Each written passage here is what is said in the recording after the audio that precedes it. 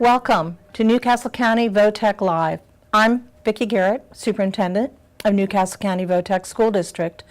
And with me today, I have Dr. Joseph Jones, who's our Director of Accountability and Assessment. Our topic for you today is going to be the Smarter Balance Assessment. We hope by the time you listen to the 15 minutes, you'll have a much better idea of what that test is and what it means for you, perhaps as a student, or for you as a parent or guardian. So, Dr. Jones, let's just jump right in. So tell the audience, why did the State Department of Education for Delaware shift from the DCast to the Smarter Balance Assessment last spring? Certainly. Thank you, Dr. Garrett.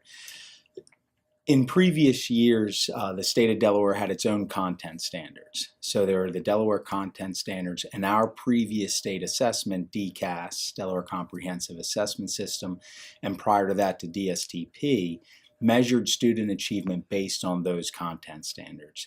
I think around 2010, the state adopted the Common Core State Standards, which was a national movement. Many states adopted the Common Core State Standards, and by 2013, the state of Delaware had full implementation of those standards, primarily in ELA and mathematics. The state then had to decide on whether or not, but how they would measure student achievement with these new standards. So the state decided to join the Smarter Balanced Assessment Consortium, and from that they created the Smarter Balanced Assessment, which measures essentially how well students are making progress towards the Common Core State Standards. So that's the main gist behind the switch from the DCAS to Smarter Balance. Now, I don't want to put you on the spot with this question, but can you tell us about how many states in the United States are actually using the Smarter Balance Assessment? In that, I know with the original adoption of the Common Core, there's 48 states. I think currently there's 42 that actually implemented full implementation of Common Core State Standards. Of those, I think about half are actual Smarter Balanced states or a part of that consortium, and the other half roughly are PARCC assessments, PARCC. I believe Delaware's decision to go with Smarter Balance is because of the computer adaptive nature of Smarter Balance, and why that actually was very similar to our students using DCAS, which was also computer adaptive. I do not believe PARCC has the CAT portion or the computer adaptive portion. So a lot of the states that went with the Smarter Balanced assessment, really, even though both are aligned to the Common Core, it's the delivery of that assessment, and we wanted to go with the computer adaptive nature of it. Well, you've been talking a little bit about the differences between the DCAS and Smarter Balance, but let's go a little deeper as to, I know they're both computerized, but I believe there's some significant differences in expectations of what the students have to do on the Smarter Balance versus the DCAS. Can you talk a little bit about those differences? Yeah, one main difference to consider with the Delaware content standards and the Common Core is really the complexity of the standards and what we want our students to do in both math and ELA. So when you're thinking of English language arts and you're thinking of writing and you're thinking of reading, we want to take that to a whole new level. And the Common Core and really the assessment tries to measure that intensity, that overall complexity. So we're focusing on critical thinking, problem solving, deep, rich text, and how students can manipulate that information, use it differently in real world circumstances. So on the math side of things, many of the previously developed test questions focused on completion and students actually computing their questions and whether or not they could get to the right answer. With these types of questions, we want students to fully understand how they're coming to those answers, so they can then also be able to manipulate math problems to have a fuller, richer understanding of the math behind just the computation, the processes involved. So something very common with the Smarter Balance assessment are performance tasks, and these are supposed to be real world, real context type of questions that require students to delve into these complexities. So we don't have to make performance tasks all that complicated. A performance task for a child can be tying a shoe. They're performing an actual task. It's no different. It just grows in complexity as you get to the 11th grade, and we're focusing on ELA and math with writing and speaking. We want to know how well they can take this information they've learned and put it in a real life situation. So once they walk across that stage of their senior year, we're confident whether they go into the careers, whether they go into colleges, they're prepared for that next step. Well, to take this a little further, we have a lot of our literature in VOTEC that says real learning for real life.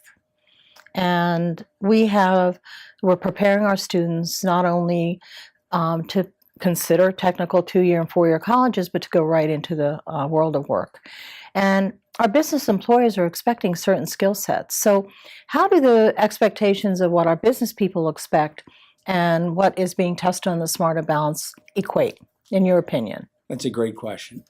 Mainly because we want there to be a direct correlation with students' skills that they're developing in school to translate into the business world, whatever that may be. We often hear from employers that they want their employees to be able to speak, listen, communicate, function on the job, troubleshoot, problem solve without constantly going back and needing direction. They want independent thinkers who understand how to work in a well-run environment and contribute to that community.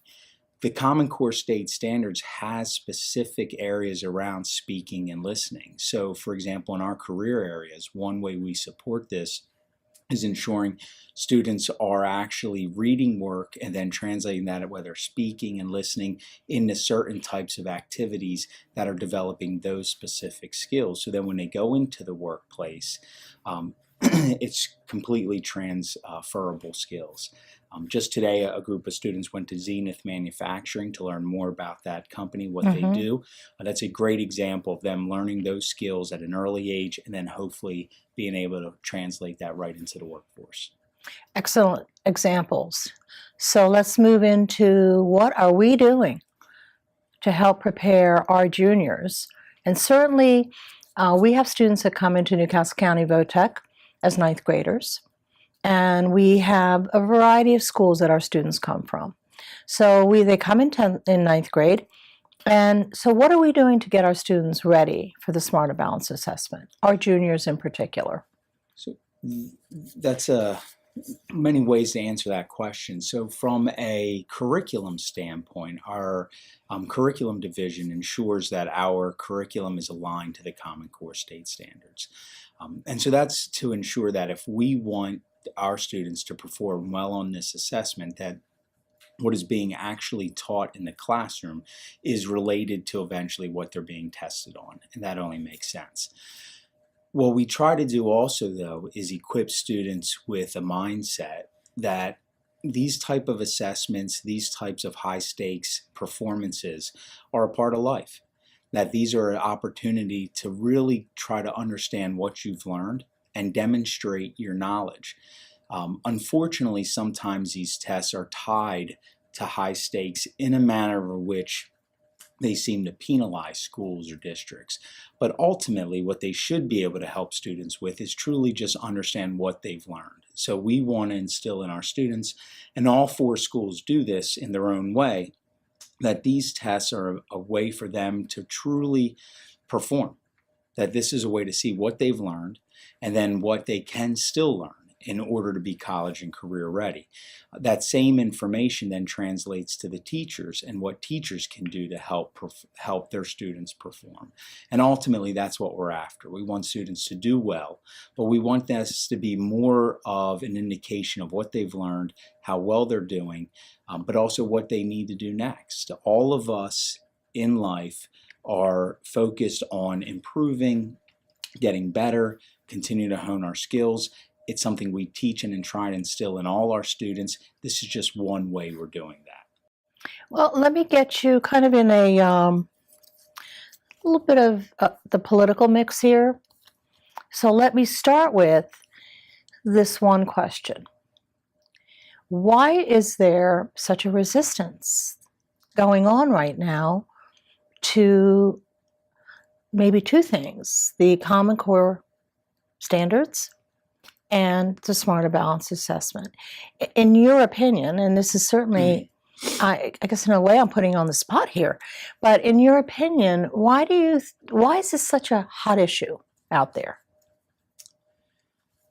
I think most parents, community members, stakeholders are perfectly fine for schools to assess students. It's a big part of schooling.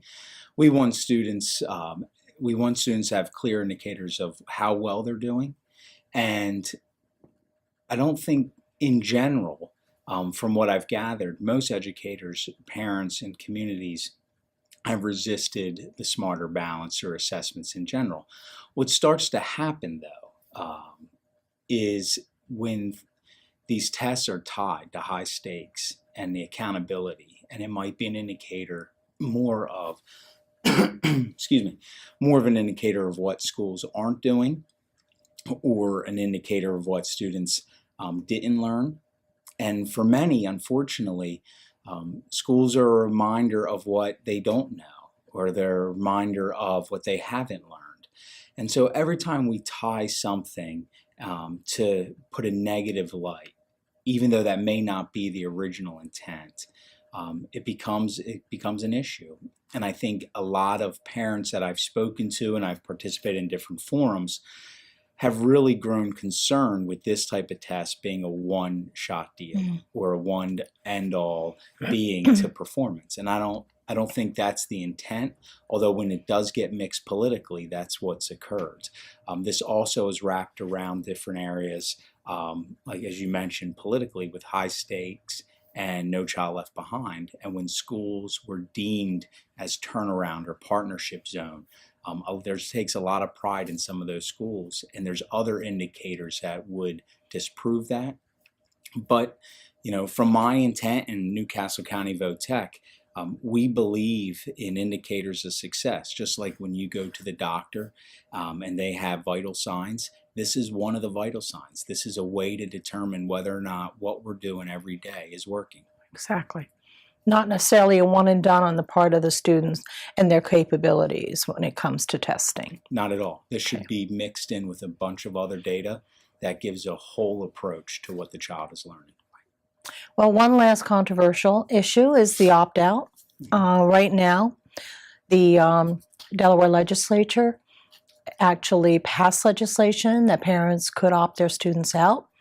But then again, the Governor Markell, vetoed that.